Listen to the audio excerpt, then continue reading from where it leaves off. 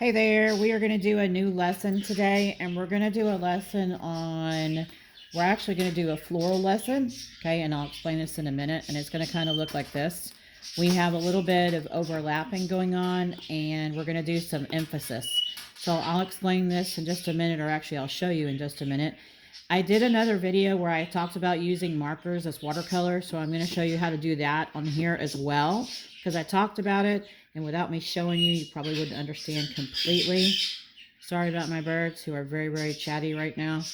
Overlapping. Overlapping is covering, I'm going to stop and wait for the bird, is covering with a design or one element that may cover another. Emphasis, special importance, value, or prominence given to something. So overlapping just means like something looks like it's on top of something else. And with drawing, it's an illusion. So with emphasis, we're going to make one stand out. So that could be by a different color, a different pattern. Maybe all of them are one color and one of them is a pattern, so it stands out. That's basically what emphasis means. So today, you're going to get a piece of paper. It doesn't matter which orientation you have it, up or down or side to side. Okay, it does not matter. You are going to need an extra sheet of paper to make some pretty crazy little flowers, just some flower shapes like this. Now I did mine in pink so that you could see them.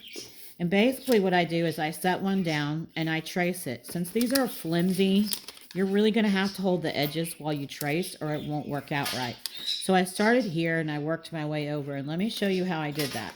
Okay, I took my flower, and when I do overlapping, like I'm going to put it here, and if you notice, it's on top of this flower and on top of this flower. That means I'm going to trace everything that's not inside of another flower. So that'll be this down here and this up here. So watch how I do this, okay? I'm actually going to use my crazy pen so you can see it really well. Wish my bird would stop screaming. So I am tracing this part of the flower. I'm going to hold on to it so that I don't lose it. And I'm going to trace the other side. You really got to hold on to it so it doesn't move. I did not trace this part in here or this part in here. I'm going to connect this right here. Now I can go back and decorate them however I want. Maybe I want a middle that's just a little wiggly middle like that. So I'm going to fill my whole paper with flowers. Okay, I did the overlapping there. And make sure to leave some negative space because it looks more interesting. If you put too many of them overlapping, it's not going to look right. So I think I probably need one around here, which is what I'm going to do. I'm going to put one more. I'm not tracing this. I'm starting from the line right here of this flower. I'm going to go around carefully. I'm going to move my finger so I can hold the edges down because this is very flimsy paper, just like copy paper. I just picked pink so you could see what I was doing. And then I go around like this. Now let me show you how you can paint this, okay? So let's just say this is my flower and I want the inside to look like this. I'm going to put a thing like that. I need very thick lines so I can turn my marker on its side. Okay, this is a washable marker. At least I hope it is. So I'm going to make very thick lines. And then after I do that, I basically have just regular water and a brush. And I'm going to dip my brush in the water and I'm going to wipe it off a couple of times so I don't have a big lake. And I'm going to put it on the marker and I'm going to fill in the spots that are not colored, and it's going to come out like watercolor. Now notice I don't keep dipping it in the water because then I'll have a big mess, and this is thin paper. So I'm going to do it again. I'm going to wipe it off. I'm going to try again. If you've already painted a part, don't go over it again until it's dry or you will rip your paper. So here I am doing this. I can't get any more out of my brush. I think it's pretty dry, so I'm going to dip it. I'm going to wipe it off a couple of times because I don't want too much water, but I do want it to be wet. And I'm just going to fill this in. And so if you notice, there's my flower that looks like it's been watercolored. Okay, so I did that one. Now let's talk about emphasis. These are all going to be normal flowers. And notice how I put these lines in here and I made thick lines. That's for the marker. That's to paint it. If your lines are too skinny, you're not going to have enough paint for your flower and it won't work. Okay.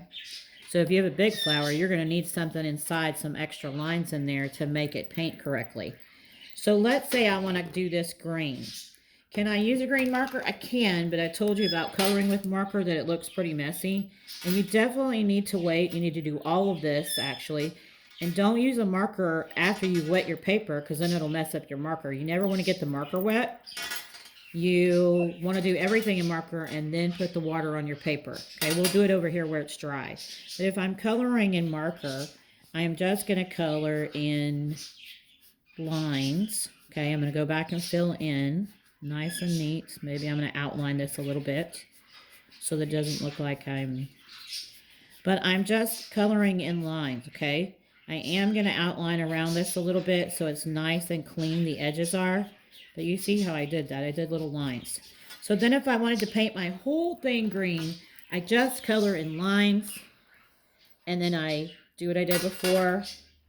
And I can put a little bit of water on this and it'll kind of smooth it out a little bit. And so then the background would be green like grass, okay? You can add little leaves or whatever you want to do on here. But let's talk about emphasis.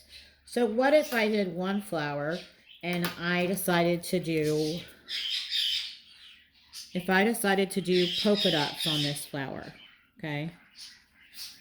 Maybe I want polka dots all over this flower. Fill them in really good. Like I have holes right here. Okay. So there it is. Does it look different than the other flowers? Well, of course, that's where I do the emphasis because this is different than all the other ones. So this is going to be where my eye is drawn to. Okay. So that will be my emphasis flower. Now I can paint that one too, or I could use Crayola on that one. Doesn't matter. I definitely want to outline it. Maybe I outline it in a different color. I'm going to do the middles yellow. Notice that I'm coloring the whole middle yellow. I can do that. You don't want to color the whole thing with marker, but I can do little spots like these with marker. Okay. But after you're done, it should all be vibrant and beautiful. And it will have like overlapping in it. And you should have one flower that has emphasis. And this, my friends, would be an amazing present to give for Mother's Day, which is coming in May. So if you worked on it little by little and you got done with it and you finished the whole thing, it should be a beautiful floral thing. Now, can you make them go off the edge? Of course you can. You could put one like this and just leave a little space, trace it, and make it go off the edge of your paper so this whole paper is full because it looks like it's not done yet, right? I feel like it needs to go all the way to the edge. So you can do that. But when you're done, it'll be beautiful. And this would be a great present since we can't go shopping and stuff. This would be a great present for Mother's Day. So think about that. Definitely sign your name somewhere. Share it with me somehow because I would love to see the outcome. And thanks for tuning in. There'll be another lesson soon.